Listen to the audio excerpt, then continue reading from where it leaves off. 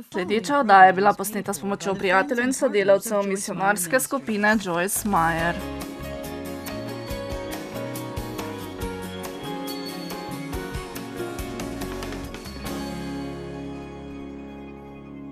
Ko sem ta konec tedna z vami, vam želim govoriti o naši drži, ker mislim, da je naša drža ena najpomembnejših stvari v našem življenju. Kakor sem že rekla, da lahko imate odlične okoliščine, vendar razpuščeno držo in se boste počutili bedno. Vendar pa lahko drugi imajo slabe okoliščine in dobro držo in nekako uspejo pridobiti veselje, ki jim pomaga čez karkoli. Zadnjič sem vam govorila o usmiljeni drži in zavedam se, da imamo mi vsi priložnost, da na tej drži vadimo. Prej sem govorila o drži zaupanja in sedaj želim govoriti o drži, ki se mi zdi zelo nevarna. Je zelo nevarna zaradi dejstva, ker ljudje, ki jo imajo, ne vedo zanjo. Torej upam, da če kdo tukaj s takšno držo, mu bo moj govor pomagal in če je nima, da bo prosil, da je ne bi dobil. To je drža religioznosti. In to je drža, za katero verjamem, da jo Bog popolnoma prezira. V religiozni drži gledate svoja dobra dela in mislite, da ste toliko boljši, kakor vsi drugi bedni grešniki. Poglejmo v Lukov evangelij 15. poglavje. Oče, zahvaljujemo se ti za Božjo besedo.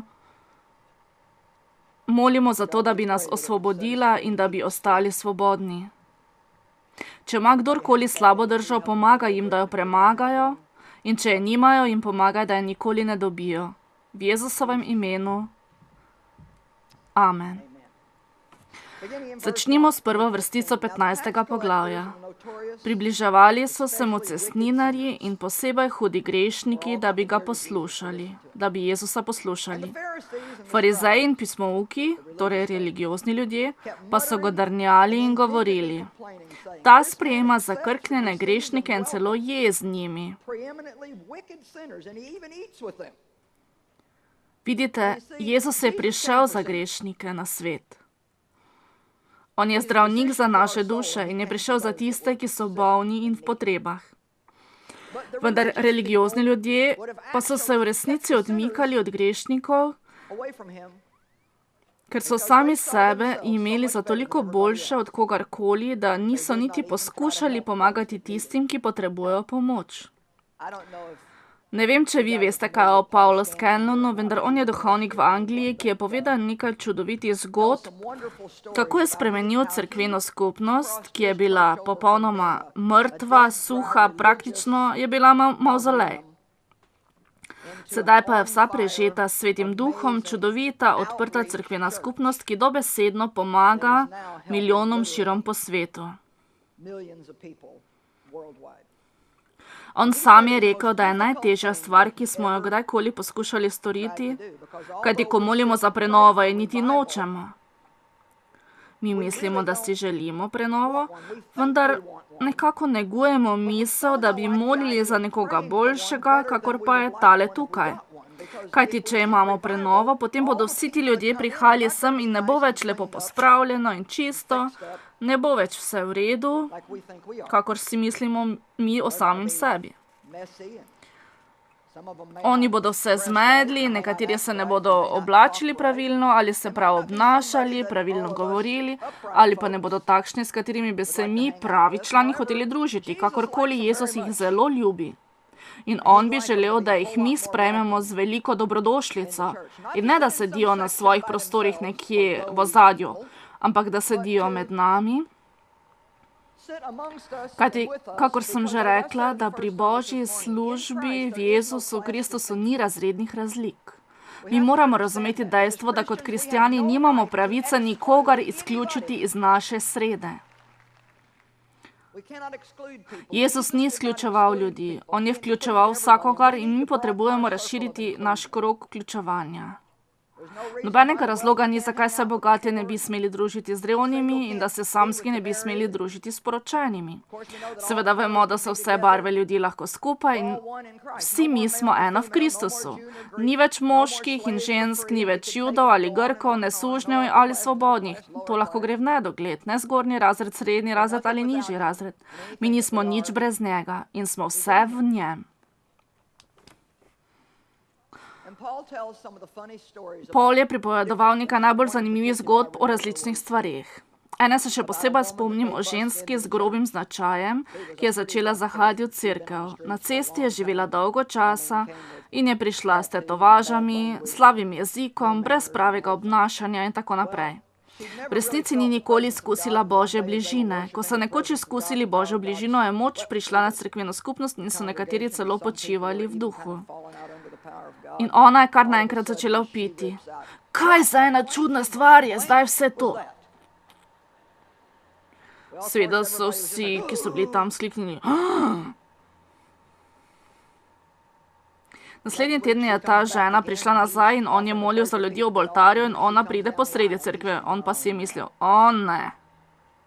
Seveda je tudi on molil za njo in je začela govoriti: zopet je to tista čudna stvar. Vendar pa vsak kristjan, ki ima vsaj polovico razuma, in če ste resnični kristjani, s pravim srcem in pravilno držo, boste takšne stvari enostavno prezrli. Kajti vi veste, kje je takšna oseba in jo želite videti tam, kjer bi morala biti. Amen. Če bomo sodelovali v prenovi, potem moramo imeti boljšo držo glede tega, da bomo sprejemali kogarkoli in da ne bomo nobenega izključevali. In če kaj, potem bi morali iti ven iz naših kalupov in začeti govoriti z osebami, ki se nam zdijo najmanjše, najbolj samotne. Takšni, ki nimajo nobenega ob sebi ali z nekom, ki zgleda, da je nekoliko izven povprečja. Moj mož dela nekaj, kar se mi zdi zares lepo. Preživi veliko časa v kavarni in govori nekomu, za katerega je precej očitno, da z njim nobeden drugi ne bi hotel govoriti. To pa so stvari, ki vam zares povzročijo maziljenje v vašem javnem delovanju. Kako boste ravnali za zaprtimi vrati, vam določi, kakšno maziljenje in kakšno Božjo moč boste prejeli v svojem javnem življenju. Vem, da veste, da je med nami bila Christina Kane. Veste, da sva dobri prijateljici in ona je zares Božja ženska. Ona evangelizira s srcem. No, jaz pa sem bolj kot učiteljica. Obe imava radi, ko vidiva, da so ljudje rešeni. Vendar se jaz bolj usmerjam na to, da ljudje rastejo v Bogu. Reinhard Bonnke je resnično karizmatik in rekla sem mu, naj jih on ulovi in jaz jih bom očistila. Kristina pa je resnična evangelizatorka po srcu. Nekoč sva šle skupaj po nakupih v Arizoni. Ona je prišla na eno izmed mojih predavanj in potem sva šle skupaj nakupovati.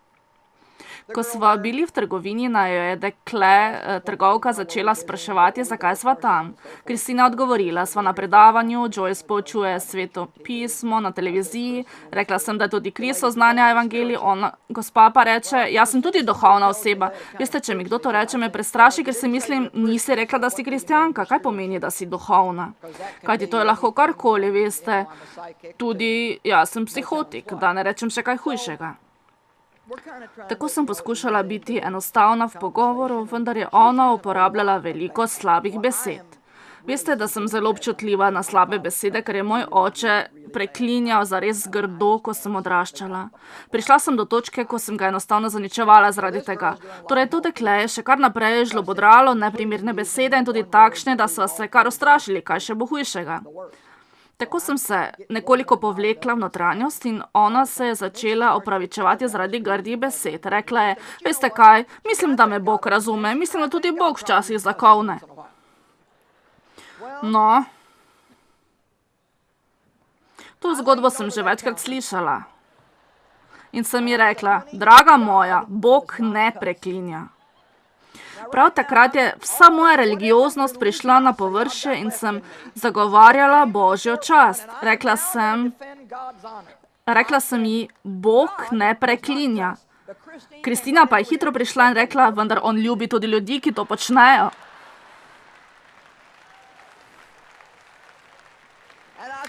Zopet sem mislila, da sem ga polomila. Poskušala sem jo očistiti, pa je nisem niti ujela. Moramo biti malo bolj obzirni do tistih, ki niso takšni kot mi. Ne bi smeli izključevati ljudi zaradi predsodka v našem umu. Pa čeprav ne bi izrekli ali ne bi niti priznali svoje miselnosti, si vendarle nekako v notranjosti mislimo, da smo nekoliko boljši od njih. Mogoče bom tam koga našla, ki mi bo odgovoril, ker tukaj me noben ne posluša. Samo malo boljši. Torej, ko je Jezus videl, kako so se farizeji, religiozni ljudje odzvali, mimogrede, ko se odziva na tak način, so religiozni brez osebnega odnosa.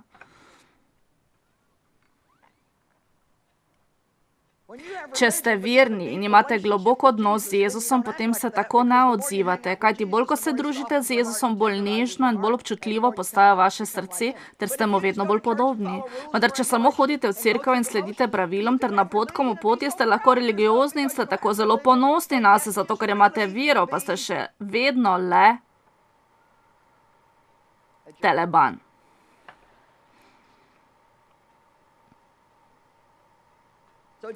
Tako je Jezus šel in jim povedal priliko o izgubljenem sinu in vi jo dobro poznate. Vendar v resnici je pripoved bolj osredotočena na starejšega sina, kakor pa na izvoljenega od očeta. Če smo odkriti, mi vsi nekoliko pozabljamo, da sta oba zelo pomembna. Zgodba o izgubljenem sinu je zelo pomembna. To je čudovit poduk o tem, kako je zapustil dom in živel v grehu. Ko pa se je vrnil, ga je njegov oče čakal odprtih rok in mu je želel samo dajati in dajati. V tem vidimo Božje srce. Stvari, o katerih sem tolikokrat slišala pridigati, so zelo pomembne, namreč kako se je starejši brat odzval na vse to. Med nami so grešniki in religiozni ljudje. In verjamem, da Bog hoče, da se iz tega tudi nekaj naučimo. Tako bomo začeli v 11. vrstici. Nadaljuje se vse do 32. vrstice. Ne bom poskušala vsega prebrati, nekaj bom preskočila v upanju, da mi boste lahko sledili. In rekel je, neki človek je imel 2 sina. Mlajši med njima je rekel očetu, oče, daj mi. Zdaj, če nehate pisati v svojo knjigo Svetega pisma in bi vzeli v svoje roke svinčnik in obkrožili besedo, daj mi. Kajti daj mi, oče, daj mi, daj mi, oče, daj mi, je prvo znamenje duhovne nezrelosti. Daj mi, daj mi, daj mi. Mimogrede, mi vsi začnemo na tak način. Daj mi delež premoženja, ki mi pripada. In on je razdelil premoženje. Hočem vas naučiti, da čeprav je oče vedel, da to zanj ni najboljša stvar, mu je vseeno dal, kajti vedel je, da se sin nikoli ne bo naučil, če mu bo on samo pravil. Sin mora sam to ugotoviti. Samo nekaj dni zatem je mlajši sin pospravil, kar je imel, in odpotoval v tujo deželo in je tam zapravil vse svoje premoženje z lahkotnim in razpuščenim življenjem brez omejitev. Imenujemo ga izgubljenega sina, kar pomeni nepremišljen, samovšečen in potraten. Veste, jasen je bil njegov propad. Nikomur se ni treba spraševati, ali je bil grešnik ali ne. Nikomur se ni treba spraševati, kakšen je bil njegov greh. Bil je prav tam na odprtem. On je vedel, da je grešnik, in vsakdo drug je vedel za to, da je grešnik.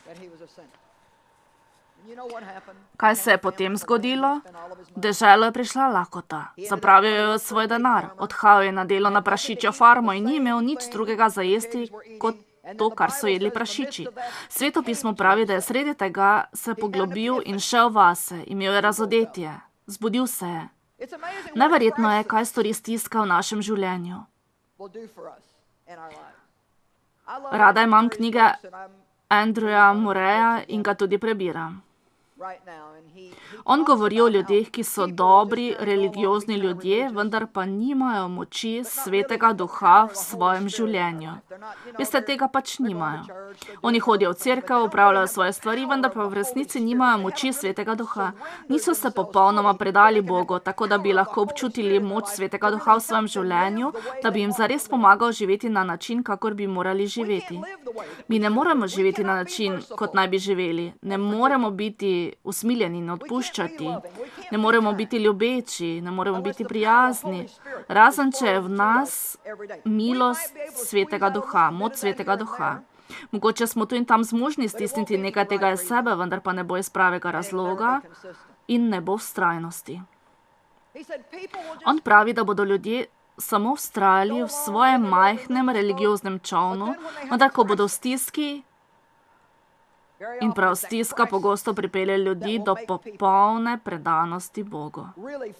Tako da se zares posvetijo Bogu in rečejo, samo malo mi ne bo pomagalo, moram imeti vse. Moram imeti vso moč Svetega Duha v svojem življenju. V življenju potrebujem več moči Svetega Duha.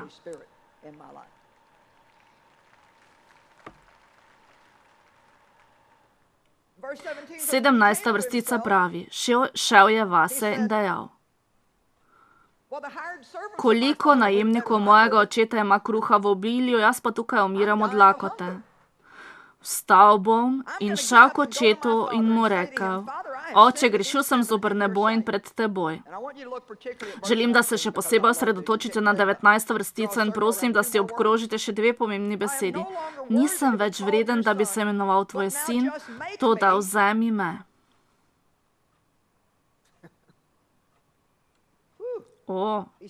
On je začel zdaj mi.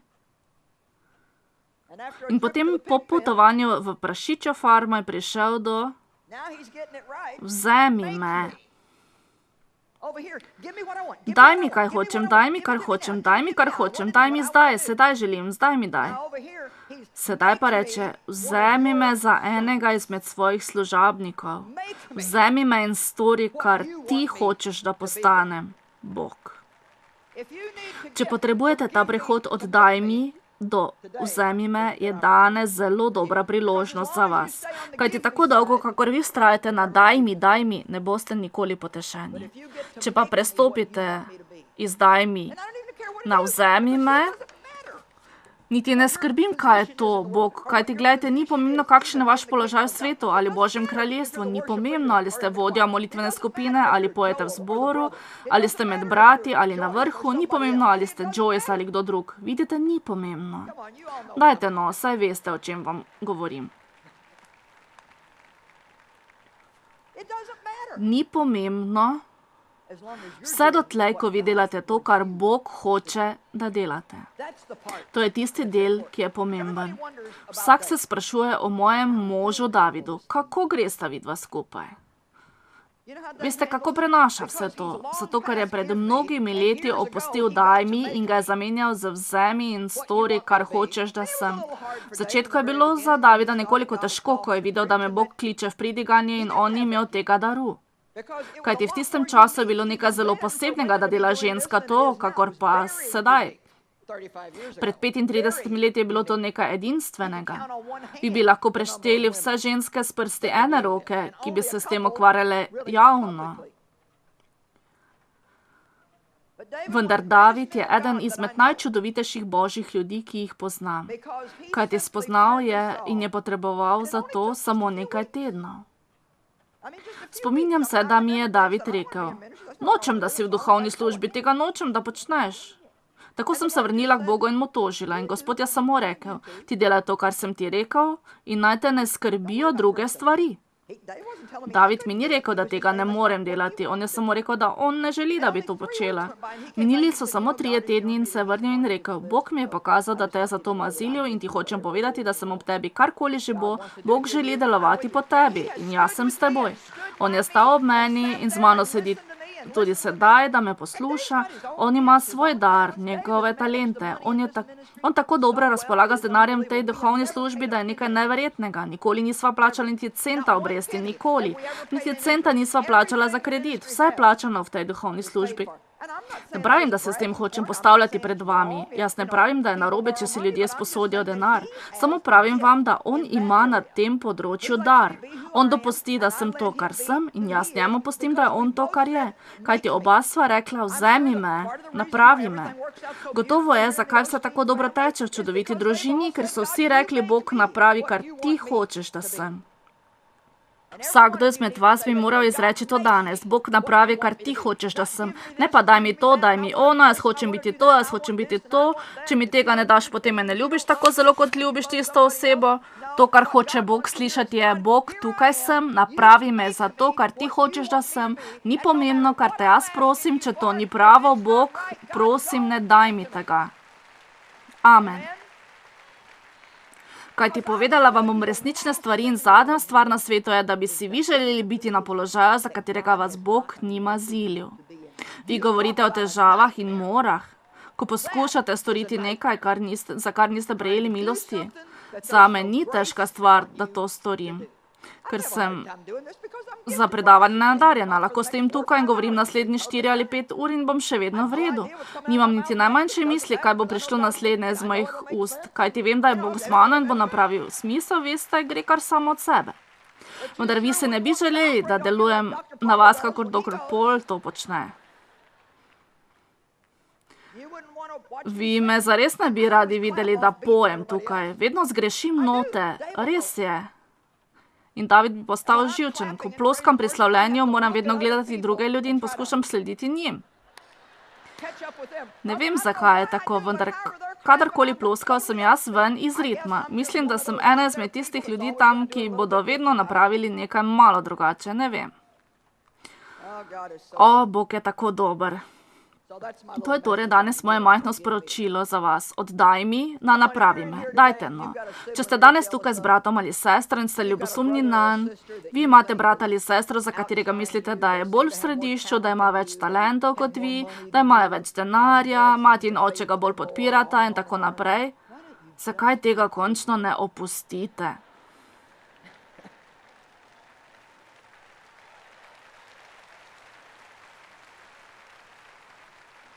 Ampak veš, ni pravično in ni to, in ni tisto, in ni ono.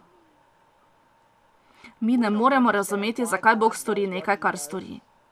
Niti ne razumemo, kaj ljudje prenašajo v svoji notranjosti. Ni pomembno, kako izgleda na zunaj. Ljudje imajo lahko vse, kar si vi zamislite v svojih željah, pa še ne pomeni, da so s tem srečni. Moj mož je eden izmed najsrečnejših, najbolj zadovoljnih in najbolj stanovitnih ljudi, ki sem jih kdajkoli srečala v življenju. Predvsem je to zaradi tega, ker ve, zakaj je maziljen in zakaj ni. V svojem življenju ne poskuša živeti zunaj Božje milosti. Amen.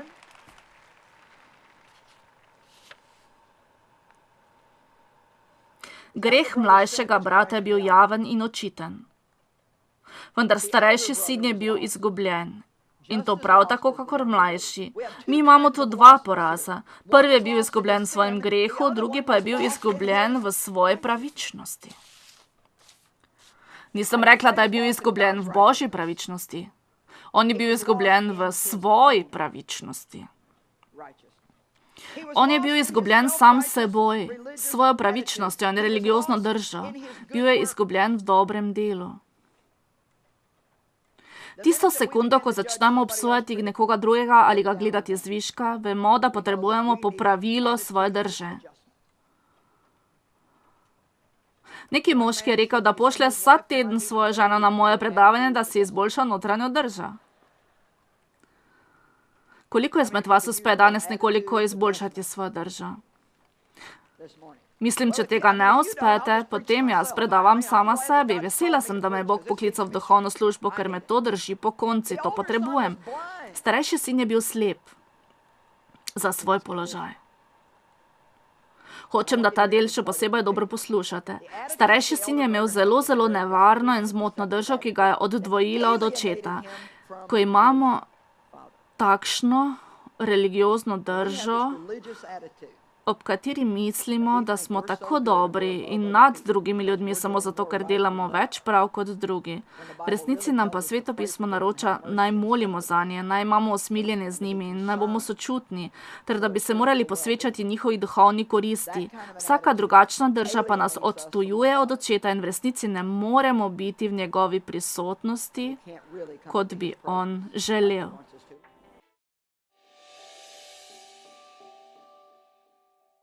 V Indiji imajo na izbiro veliko bogov, ki jih lahko častijo. Misionarska skupina Joyce Meyer nudi medicinsko pomoč, gradi domove za otroke sirote in vaške cerkve z vodnjaki. Tako ponudijo ljudem novo možnost, da izberejo Jezusa Kristusa. Ta cerkev je velik blagoslov zame. Rešili ste mi življenje. Bil sem pod čarovnikovo oblastjo, obseden s hudim duhom in sem zelo trpel. Nisem mogel niti hoditi, niti razmišljati.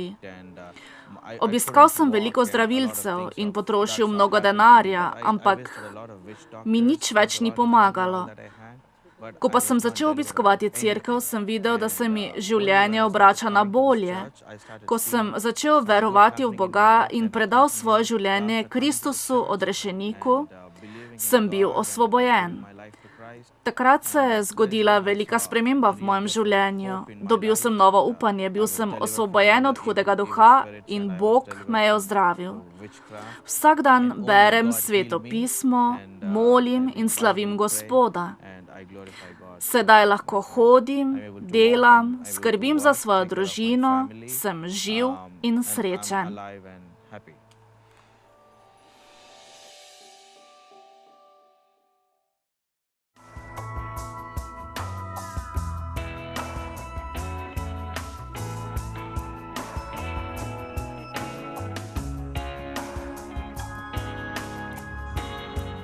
Predvajana oddaja je bila plačana s strani prijateljev in sodelavcev misionarske skupine Joyce Meyer.